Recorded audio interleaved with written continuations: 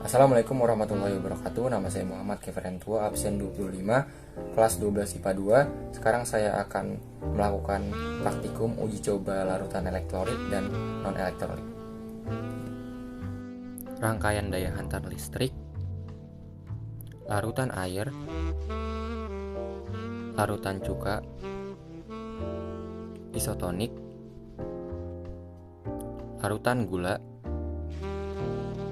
larutan garam. Oke, sebelum kita masuk ke dalam percobaannya, kita harus mengetahui terlebih dahulu apa itu larutan elektrolit dan juga non-elektrolit. Larutan elektrolit dan larutan non-elektrolit adalah sifat larutan berdasarkan daya hantar listriknya. Larutan elektrolit adalah larutan yang zatnya mampu menghantarkan arus listrik ketika dilarutkan dalam air. Sedangkan larutan non-elektrolit adalah larutan yang zatnya tidak dapat menghantarkan arus listrik. Dan sekarang kita langsung masuk ke percobaannya.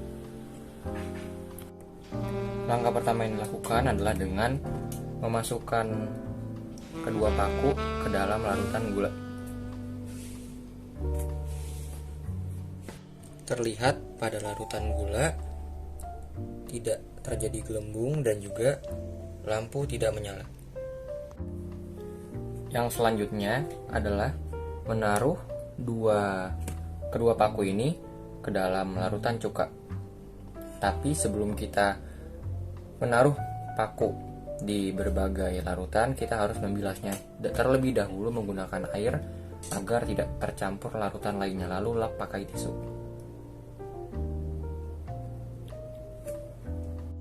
Terlihat pada larutan cuka terdapat sedikit gelembung, namun lampu tidak menyala.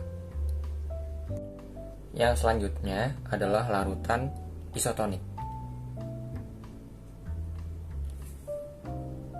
Terlihat pada larutan isotonik hanya menghasilkan sedikit gelembung, namun lampu tetap tidak menyala. Dan yang terakhir, dengan memasukkan kedua paku ke dalam larutan garam.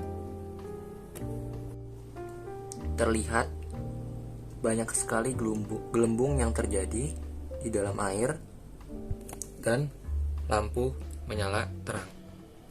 Kesimpulan yang pertama, air gula merupakan larutan non-elektrolit karena larutan gula tidak dapat menghantarkan listrik yang dibuktikan melalui percobaan yang pertama. Larutan gula tidak menimbulkan gelembung dan lampu tidak menyala. Yang selanjutnya adalah larutan cuka dan juga maizon atau larutan isotonik, termasuk ke dalam elektrolit lemah, ditandai dengan munculnya sedikit gelembung serta lampu yang tidak menyala.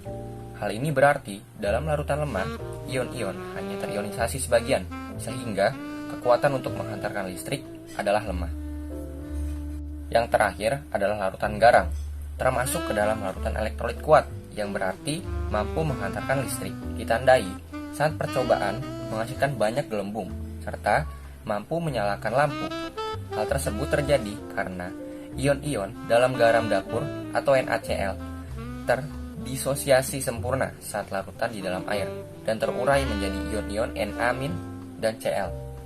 Ion Na tertarik ke elektroda negatif, sedangkan ion Cl- menuju elektroda positif sehingga timbul aliran listrik.